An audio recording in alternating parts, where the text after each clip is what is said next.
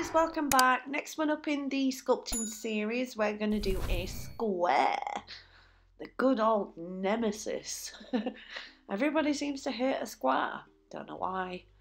So we're going to just put together these tiny little tabs, just so we got something to hold. Make sure that the end stays completely open. We're going to slot it under here and try and get a nice snug fit. We want to make sure that it is fitting right underneath. It's not coming under properly this side, so I'm going to need to do some adjustment. This line here is the one we want it to follow out from. When you are doing a square, you want to make sure that it comes straight out of the nail. Not up, not down, but straight. So use the lines that are on the forms to help guide you with a square. Once you've got it in that perfect place, do a little bit of adjustment. Got it under there properly. There we go. Now I'm going to go to a medium and a half. Bit of zooming in there for you. Again, as before, I'm going to be using my nude core. This is Skinny Dip. And I'm going to be doing it as the clear base that I do for my sets, but I'm obviously using the core so you can see it a lot better than clear, with it being clear. So I'm just getting this nice straight lines to follow straight out from these natural side walls. Get them nice and snug, nice and tucked in. And then we're going to blend it out. Pattern press down the nail, keeping the sides nice and straight as we go.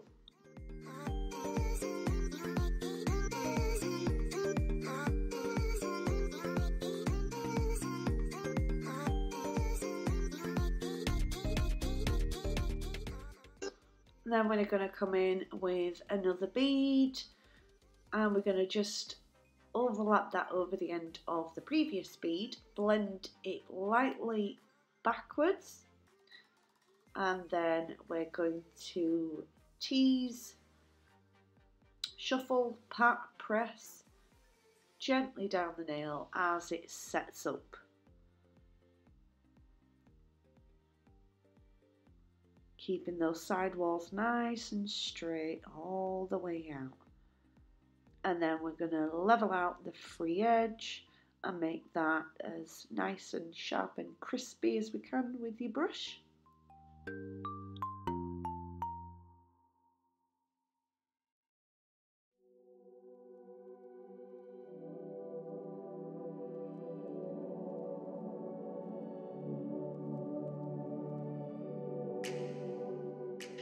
See, if you do as much of the work as you can with your brush, then you have minimal work to do with your file after. So if you can practice enough,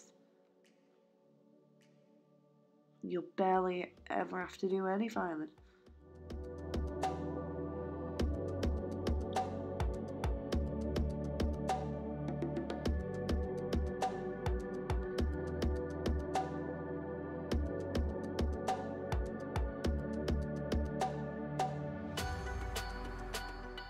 See how that comes nice and straight out? That's what you want.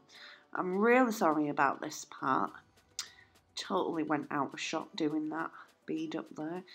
Anyway, we've got the full structure and we're just going to leave it to dry.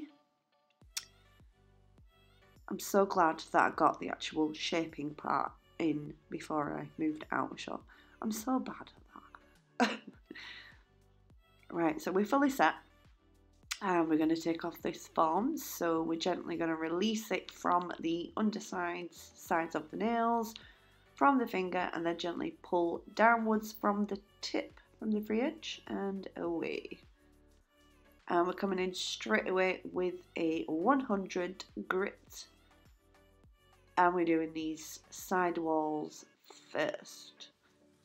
Straight out flat file straight out from the side, following the direction of the natural nail. Now the cuticle areas again are not wonderful because I am using the nail guards.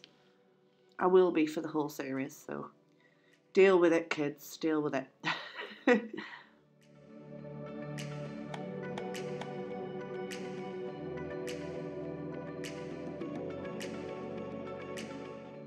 And then a nice flat file to do the free edge.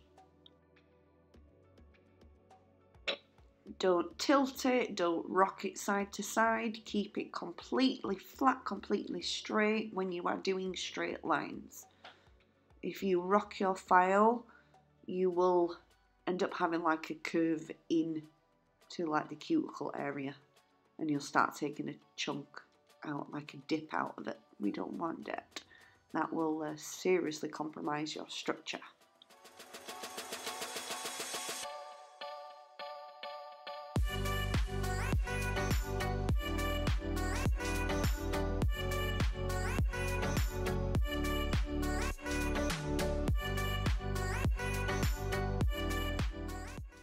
Here we go with the slippiness again, crying out loud. Although to be fair, this one did stay on a tad better than the last time. So we're getting there, I'm sussing it. A little bit more work, maybe a bit of super glue.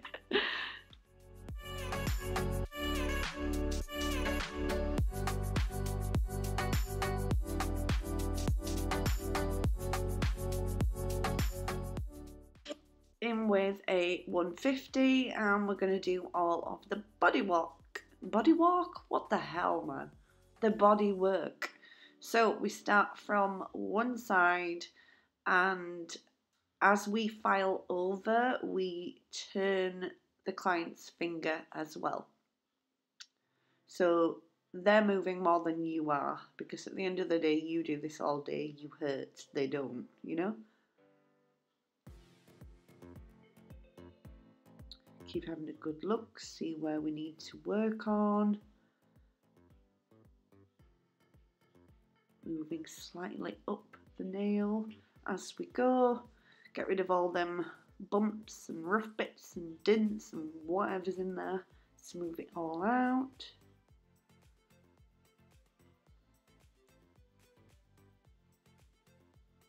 Up and over the apex area, make sure we have the placement and the curve in the right place.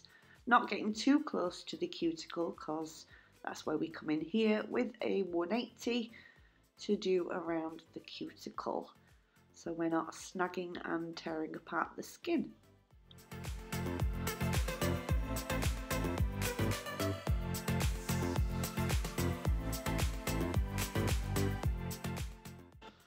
Make sure you're using your thumb as a guard. Pull back the client's skin with your thumb where you are filing, and as you move around the cuticle, walk around it with your thumb to keep using it as a guard.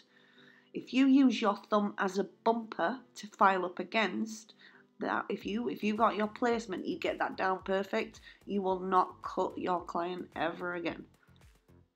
This is why none of my ladies walk out with bleeding fingers, ever, because this is just it. I use my thumb as a guard. I do tend to wear nail guards when I'm working on clients that I'm not recording.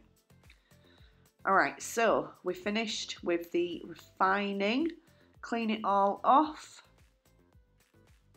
Nice square shape there for you.